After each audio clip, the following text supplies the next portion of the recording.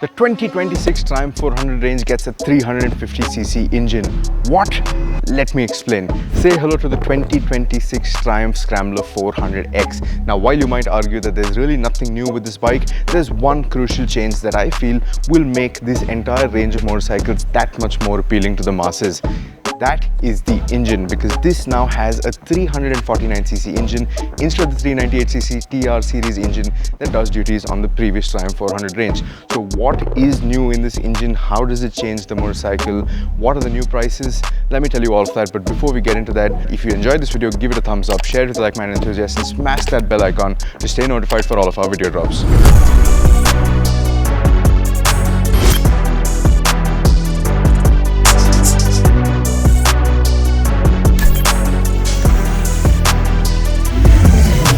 You would have probably already have seen 1,000 reviews of the 400 series of motorcycles, so I'm not going to bore you with what's not new. What's not new is the chassis, the ride and handling setup, the electronics, the features, all of that remain unchanged. So you get the same great handling motorcycle, great ride quality, great looks, great design, all of that. Nothing has changed on that front. The only feature change is that the 2026 range of bikes don't get an immobilizer, but that apparently was a feature that not many people were cared for anyways. Now, what's new is the engine. Now, why have Triumph made a 350cc, rather a 349cc engine?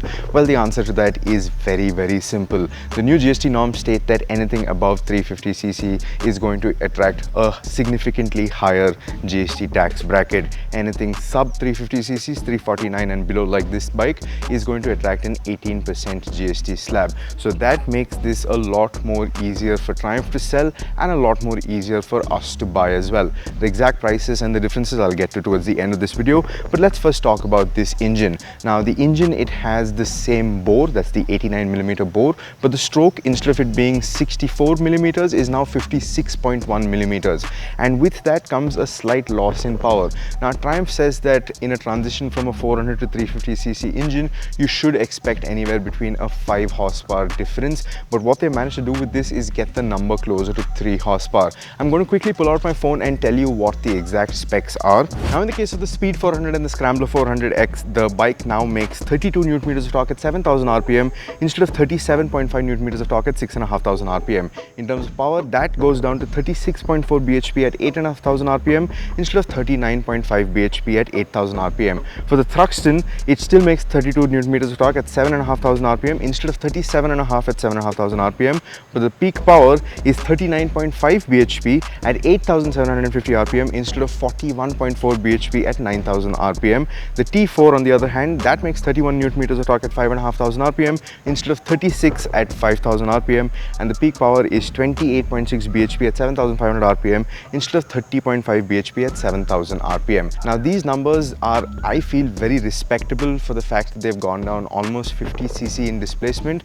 and Triumph claims that unless you are riding them back to back and you are a very astute observer, you really won't be able to tell the difference between the two, and to a very large extent I agree. Now, the top end, it retains the same rich and creamy nature that it did from before. The only real place where I could tell a difference between the 400 and the 350 is in the low speed roll on. So when you roll the gas on and you're at a higher gear and lower speed is when you feel that there is not hesitation, but it just doesn't roll on as quickly as it would with the 400. So that means like the low end torque and the low end power is not as potent as it was with the 400, but it is respectable nonetheless. Now, one major change that I found is that the refinement levels seem to have gone up, because this feels a lot more refined at a wider spectrum of RPMs than the previous one did. The previous Scrambler 400X, I remember, did have a bit of a buzz at the foot pegs and the seat, but this rectifies that, and how I didn't feel any buzz even if you were cruising at a slow speed or really pushing it towards the red line.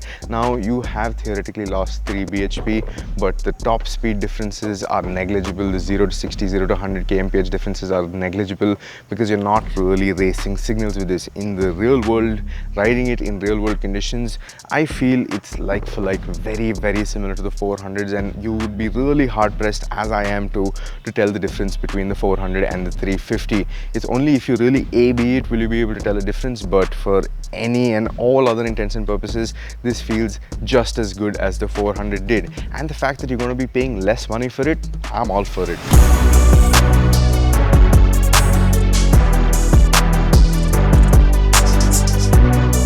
Now Triumph has done the hard work, they've done the engineering, they've gotten a motorcycle that feels like the 400 but at a price bracket that is going to attract a lower tax norm. And what those prices are, I'm going to have to refer to my phone again because there are a fair few.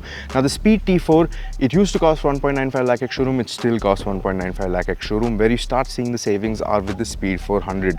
2.39 lakh ex showroom was what the 400's price was. The 350 is 2.32 lakh ex showroom. The Scrambler 400X used to be 2.7 lakh ex showroom, it's now 2.59 lakh ex showroom. The Scrambler 400XC was 2.96, it's now 2.98. That's because the components on it themselves are expensive, let alone the fact that it displaces 400cc earlier. So despite going down to a 350, that is still a little more expensive. The Thruxton 400 was 2.76 lakh ex showroom, it's now 2.65 lakh ex showroom.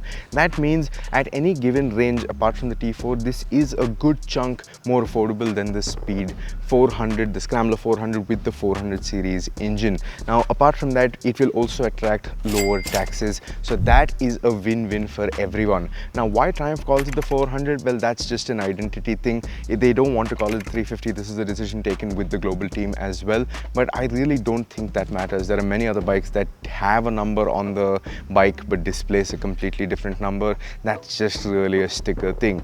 But as far as the bike goes, it's still fantastic. They've managed to capture the essence that made the entire Triumph 400 range very special, and the same holds true with the 350cc engine as well. And then when you factor in that you're paying less money for it, what's not to love? What do you think about the new Triumph 400 range of motorcycles with this 350cc engine? Let us know in the comment section down below. Let's have a conversation. If you have any questions, ask us. We'll ask it to Bajaj and we'll get back to you about the same. But I am really excited about this new range of bikes.